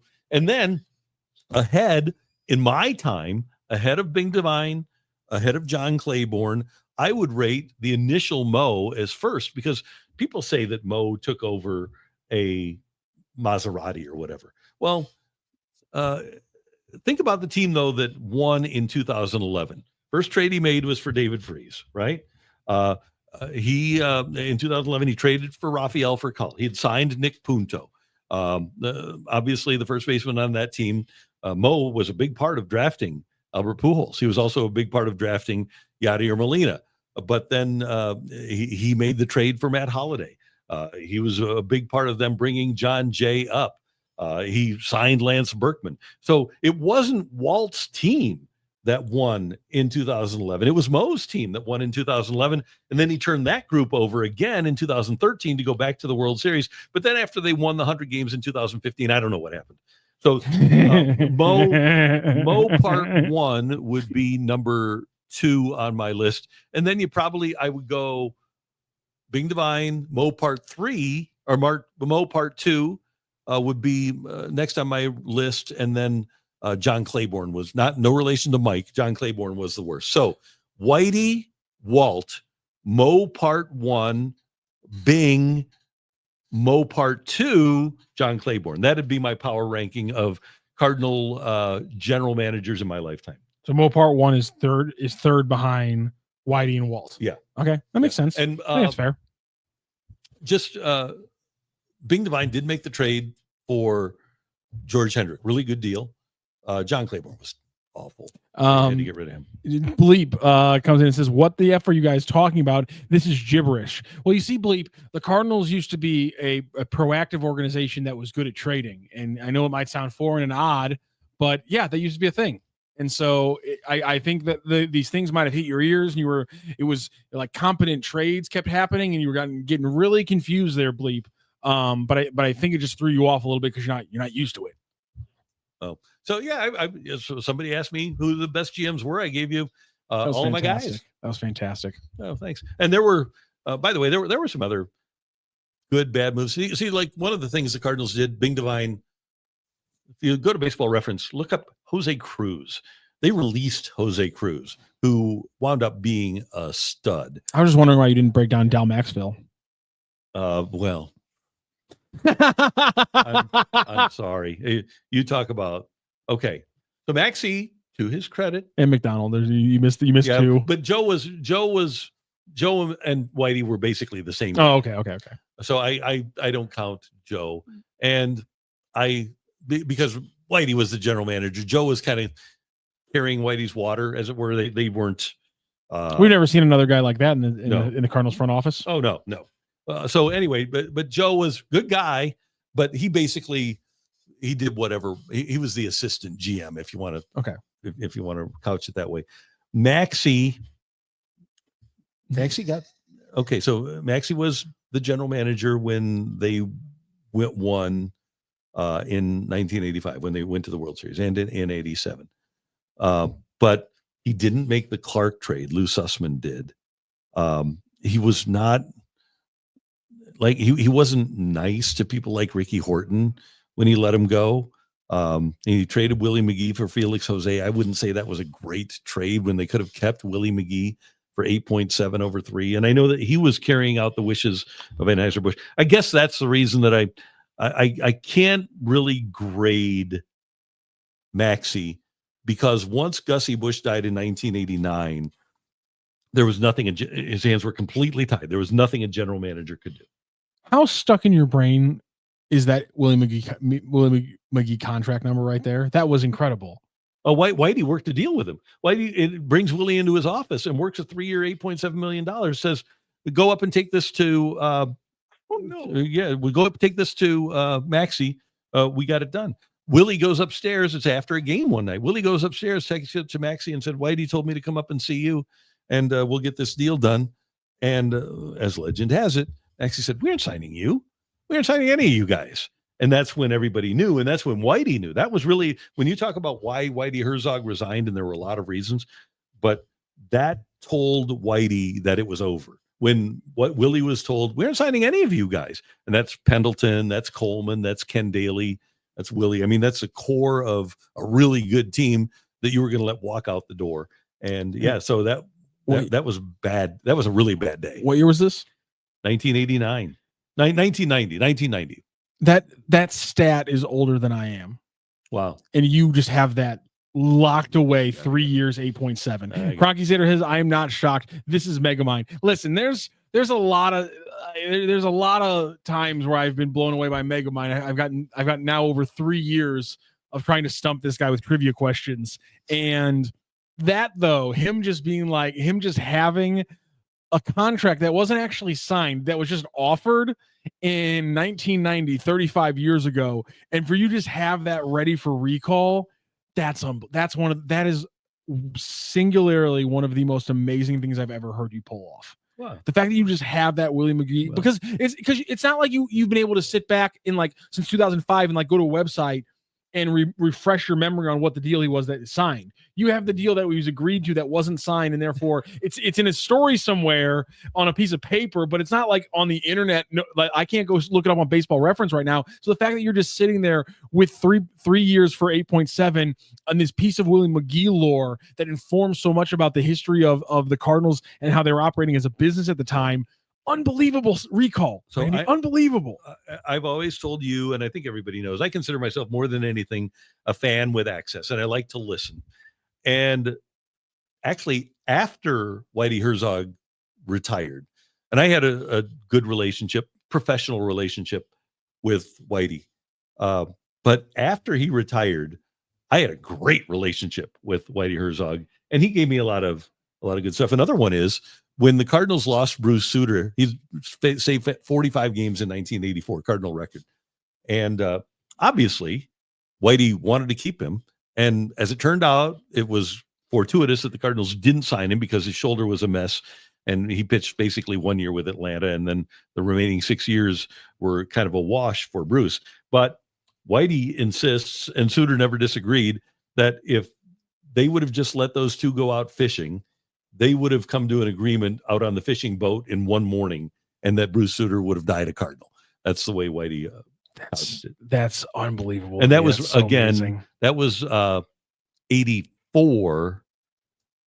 And for whatever reason, see, you had the brewery getting more and more involved at that time, that 84, 85 time when, like, and I think Gussie was kind of out of it, but they allowed Sussman to make the trade for Jack Clark, which was a good trade, but they also did some questionable things in free agency, and that was another thing, and it didn't do Maxey any good.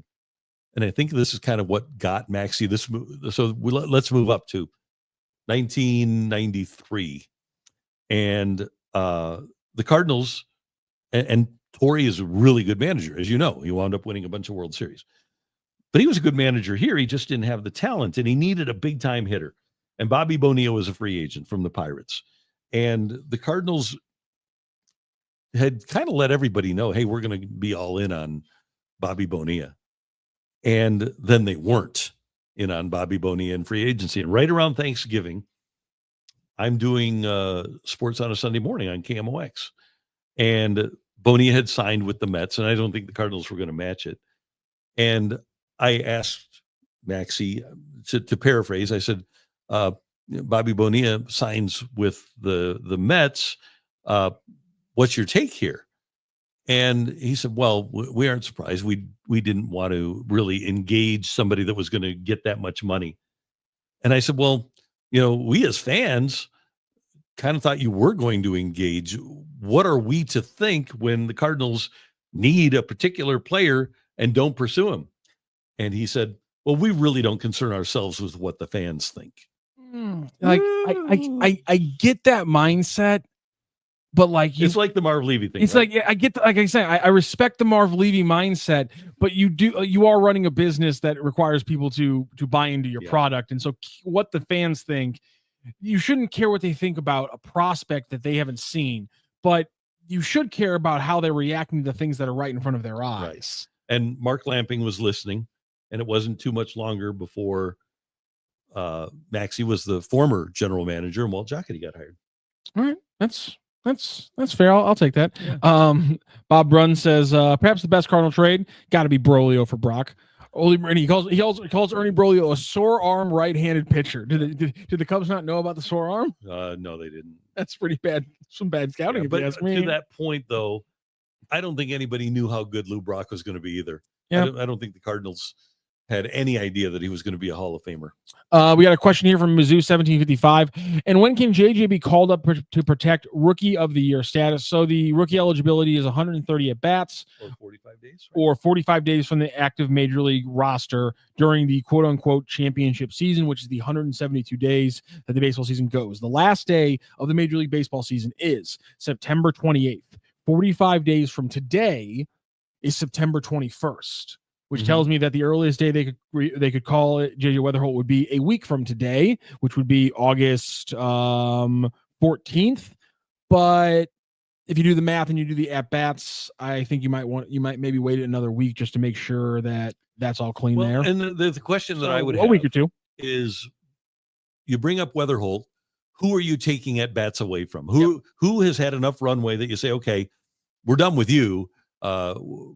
This is going to be your last hurrah with the Cardinals. I wonder, like, and they mentioned yesterday on the broadcast that Arenado thinks he's coming back. But are you going to bring up Wetherholt to play third or and sit Gorman? You're not going to sit Winn and Donovan, I don't think. No. So is Gorman the guy that you take at bats away from? I say you just wait till September and give Gorman these 3 weeks. And if he succeeds defensively, you have a very tricky conversation, but it's one of those situations where I'd rather have a hard conversation than an easy one. But I need to know what that conversation needs to be. And to do that, I need to give Gorman all of August. So while I guess they could do it mid-August, I say why not wait until September 1st or Labor Day? And we will be talking with Bernie, no doubt, undoubtedly tomorrow about the Nolan Arenado news, because he's heading down to spring and apparently he thinks he's coming back. By the way, let's turn to a good point. Tonight, you can watch JJ play on FanDuel Midwest as a Redbird. Next Thursday, watch him same channel as a Cardinal. So JC goes down. There you go. There you go. Let's turn to. That's He's good got it stuff. figured out. But that's a good point. If you don't want to watch, if you're one of those people who just doesn't watch NFL preseason, great gambling, by the way, for those of us that like to do the pick six. You got, I think, Colts and Ravens tonight. But yeah, FanDuel Midwest has the Memphis Redbirds tonight, and you can watch Wetherholt. By the way, free TV tomorrow for Cards and Cubs on KMOV and on Matrix Midwest. There's a chance, because his last start was on August 1st, there's a chance that Quinn Mathews might be getting the start tonight. He is. Yeah, I believe he is. That's fantastic. I might be tuning into that game. Cardinals Day Off means you get to watch JJ Wetherholt play and Quinn Mathews start. Yep. That's a perfect night for Cardinals fans. We might have to tap in tonight because it looks like it's going to be Quinn Mathews starting for the Memphis Redbirds. And you only need 45 minutes because he's only going to go 3 innings. Oh, Randy, he went 6. He went 6 2/3 for the first time, more than 5. So maybe he keeps on rolling that way. Yeah, we hope that way. Maybe. Let's see. The best player the St. Louis Cardinals ever traded for, according to most historians and fans, is Ozzie Smith. Yes. It is, in fact, Quinn Mathews going tonight. I've confirmed that now on the MILB Game Day app. So you get to watch Quinn Mathews and JJ Wetherholt tonight. Okay, so Ozzie better than Rocc. What they have Terry Pendleton? Is that it for Ozzie Smith? Oh no, Gary Templeton. Gary Templeton, not Templeton, not Terry Pendleton. Yeah. You know what? In terms of, I'm okay with making that mistake. I feel like I know why in my Terry head. Pendleton, yeah. Okay. So I would. Boy, that's a hard one. That is really tricky. It's got to be, I guess, Ozzie, because he's the best shortstop of all time. Yeah, he's the best player at his position. Yeah. Yep. He was. And I know Brolio is probably less useful than Templeton, but so that it kind of, they both, you're getting a very, but yeah, you got to go Ozzie Smith, because I mean, not only is he the greatest shortstop ever, he was the face of the franchise. Yep. I mean, he's the first Cardinal I ever remember being told about as was being famous and a big deal. I mean, Ozzie Smith's a huge deal. I will agree with that argument that he is the best Cardinal they ever traded for. Okay. Was Ozzie Smith a better overall player than Scott Rolen? Oh, don't make me do this. Can we turn the camera off really quickly and turn the mics? No, turn the mics off. I don't want to answer this. I don't want to put this answer on wax. See, you hit an emotional part, because Scott Rolen was my favorite player growing up. Oh, damn you! I can't step on this. I don't have an answer for this, because Rolen clearly was better offensively, and he was in his era. Let's put it this way: we know that Ozzie's the best defensive shortstop of all time. Scott Rolen is one of the 5 best defensive third basemen of all time. You've got Brooks Robinson, you've got Nolan Arenado, you've got Rolen, you've got Schmidt. And Rolen won a ring. Ozzie was he was the centerpiece for 3 World Series teams here. Mm-hmm. I think that's. I wonder who has more WAR. Wouldn't that be interesting to know who has more? Wilson's going to check it out. So 77 for Ozzie. Scott Rolen sitting at he's in the 80s, isn't he? 70 even for Scott Rolen. And how many for Ozzie? 77 for Ozzie Smith. Okay. And I don't like using WAR across positions, played but a longer time than Rolen did. Yeah, Ozzie's played 19 years. He played 2,500 games. Rolen played 2,000 games across 17 years. OPS, if we're just going to look, let's just compare a couple stats. Scott Rolen finished his career with an OPS plus of 122 and 855 OPS, which puts him at 22% better than an average player. Ozzie Smith finished his career with a 666 OPS and an 87 OPS plus, which is 13% worse than the average player. And then you have the defensive numbers: 13 Gold Gloves for Ozzie at shortstop, 8 Gold Gloves for Scott Rolen at third base. And they both each have 1 Silver Slugger. Okay, so here's 15 All-Stars to 7 All-Stars. Ooh, Ozzie crushes him there. I'm looking at this, and Cole Bassett's left foot, I get it, because we do. Rocc mentioned his emotional tie to Rolen. I have an emotional tie to Ozzie, right? Scott Rolen was great, but Ozzie Smith made defense so cool. Even the dirt wanted a Gold Glove. Go blind taste test here, though. Okay, so you don't know either player. And you just look at the numbers and include the 13 Gold Gloves and include I think all the accolades, include the 3 World Series, include all of that stuff.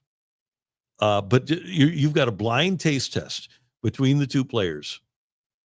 I think I react to the moment of what were you to your peers. And Ozzie Smith had 15 All-Stars and Scott Rolen had 7. Yep. And that might and Ozzie continually, it wasn't just All-Stars, but there were multiple years where Ozzie had more votes for the All-Star game than anybody else in baseball. Yeah, and just so that of what were you in the moment, what were you looked at in the moment? I would say Ozzie takes the pedestal just over Scott Rolen. I think Ozzie is the better Cardinal, no question about it. But I think you can make an argument, and I would have to dig really deep here, because I think it's that close, but I think you can make an argument that they're pretty close. Well, I mean, if we just want to do a factual argument, look at it this way. Is Ozzie Smith 35% better of a defender than Scott Rolen was? Because Scott Rolen is factually, by the numbers, a 35% better hitter than Ozzie Smith was. Yeah. We have the hard numbers in front of us. 35% better as a hitter, 200 points in OPS. Yep. Is Ozzie Smith that much better of a defender than Scott Rolen was? And you put it in that one. See, because at shortstop, more important position, Whitey Herzog, and Whitey said this, so he could quantify it. I couldn't. Whitey said that Ozzie Smith saved the Cardinals a run a game. That's pretty good. Yeah. I think you got to go Ozzie. It's different positions, so it's hard to completely contribute. But breaking down all these numbers, it's not by a lot. You got to go Ozzie Smith. It's the wizard. Okay, and then otherwise, Ozzie's clearly better than Edmonds. Yep. Right? And Edmonds was awesome, borderline Hall of Famer. Clearly better than Arenado, certainly in St. Louis. Yep. Clearly better than Goldie. Keith Hernandez. They didn't trade for Keith Hernandez. Oh yeah, sorry, you're right. We're back to that part. My bad. Yeah. Any pitcher, he's going to be better than any pitcher they ever traded for. People did say Waino for JD Drew. Yeah, I'm not even going to include pitchers in this, but Ozzie was a more impactful player than Waino was anyway. Did they technically trade? They didn't technically. They McGwire was free agent. It wasn't a trade, was it? Trade. It was a trade. Okay. Yep. So it was actually Ryan Ludwig's brother Eric. Oh, okay. And my buddy TJ Mathews, who's from here. And you got the third name? Blake Stein. Yes, nicely done. Yeah. So I mean, where's McGwire in that one? He only plays 4.5 years. Thing was, Big Mac. He won a Gold Glove. He wasn't necessarily a one-trick pony. But he wasn't, and he was a great player. I don't think he rises to the level of Ozzie. Even though he hit 500 and 583 home runs. 583 home In his 4.5 years in St. Louis, he posted a 1,111 OPS, good for an OPS plus of 180. Check out in his 4.5 years in St. Louis. All-time leaders in Disgusting. on base percentage or OPS. And I think that you'll find McGwire's name high on those lists. He was good. Career leader in records for on base plus slugging. Where is top 30 maybe? Mark McGwire has he been knocked down a little bit? Yep, there it is. Career is his career? His career OPS is 982, which is 14th all time, just behind Mike Trout and ahead of Mickey Mantle, Joe DiMaggio, Stan Musial, Frank Thomas, Larry Walker, Johnny Mize. So those are all the players immediately behind McGwire in the OPS all-time ranking list. Jesus, Lord good. Almighty. In front of him is Trout, Ramirez, Hornsby, Hank Greenberg, Aaron Judge, and then obviously Bonds, Gehrig, Williams, Ruth. And in terms of slugging, he's 11th all time. Career 588 slug. I mean, it might be McGwire. The answer might be McGwire then. Well, so slugging, McGwire, the guys right behind him, Manny Ramirez, Joe DiMaggio, Shohei Ohtani, Rogers Hornsby, Mike Trout, Larry Walker, Albert Bell, Johnny Mize, Juan Gonzalez, Stan the Man, Mantle, Mays, Frank Thomas, and Aaron. Those are all the guys behind McGwire in career slugging percentage. Relative to that, Mark McGwire is the greatest player ever traded to the St. Louis, ever involved in traded for the St. Louis Cardinals. Pretty darn good. That's insane. I mean, I know he only did the last 4.5 years here, but still, if it's not Ozzie, it's McGwire. That's insane. I want to do one other thing here. Yeah, let's do it. Babe Ruth's career slugging percentage was 690. His career slugging percentage. So that means every time he walked up to the base, he was getting you more than a double. Yeah. Every time he walked up. So baseball next year, it's going to be 150 years, right? Yep. 1876 to yeah, it's good. So his career on base percentage is 690. In the history of the sport, in 150 years, there have been a grand total of 80 seasons in which a player had a single season slugging percentage of 690. His career was 690. And by the way, of these 90 or 80 seasons, I think like 10 of them belong to Babe Ruth. It's stupid. It's ridiculous. Yeah. I'm all good for Legends of Babe Ruth. Oh my God! Speaking of legends and things like we didn't get to see, did you see? We don't have time to talk about it. I just want to bring it up here because you reminded me. Did you see the latest Pablo Torre finds out what he did? No. He found the audio, not the video. He found the audio of Wilt's 100-point game. Oh, cool! The actual radio broadcast of it. That's amazing. He found an interview with one of the players on the Knicks in that game who breaks down essentially why he thinks Wilt's 100-point game is more of a farce and less respectable than like all the different like Elgin Baylor 60-point games because of that like everyone in the room started realizing what was happening, and so the Warriors started feeding Wilt the ball, and the Knicks, while being down 20 points, started killing the clock. Oh, so this is like an Angel Reese game. Yes. And so Pablo Torre finds out is now diving into like the facts behind Wilt's 100-point game, because there's been people over the years who've said, why do we have less video footage of Wilt's 100-point game in the 60s than we do of like Babe Ruth hitting the ball in the 20s? And people have gotten to the point where a conspiracy theory that it's fake, but he gets the radio broadcast and so he's diving into the Wilt 100-point game. That's why I love Pablo Torre finds out. I'm going to listen to the episode probably this weekend, and we will inevitably be talking about this on this show as well. Nice. Good. Love it. By the way, I looked it up. Babe Ruth did have 10 of the top 80 slugging seasons of all time. So aside from Babe Ruth, there have been 70 whole seasons where somebody had a slugging percentage as good as Babe Ruth's career slugging percentage. And he had 10 seasons. He had 10 seasons where it was better than that. Yeah, that's insane. that's he was like Shohei Ohtani back in the 20s and 30s. It was unbelievable. That's insane. Great job. Hey, thanks for being with us and joining the chat, everybody. We always enjoy your presence. It was a lot of fun, and we will do this again tomorrow at roughly 10. You want to do 10:03 tomorrow? Yeah, I'll do 10:03 tomorrow. Okay, 10:03. We'll be very specific, and we will see you tomorrow on the Randy Karraker Show, brought to you by STL Sports Central. Don't forget, like this video, subscribe to our YouTube channel. If you want, you can subscribe to the newsletter at stlsportscentral.com. Like us on all the socials, all of that stuff, just so that we get credit for it. That's all I'm asking for. We are presented by DraftKings, where the crown is yours, and we will see you tomorrow. Have a fabulous Friday Eve, everyone.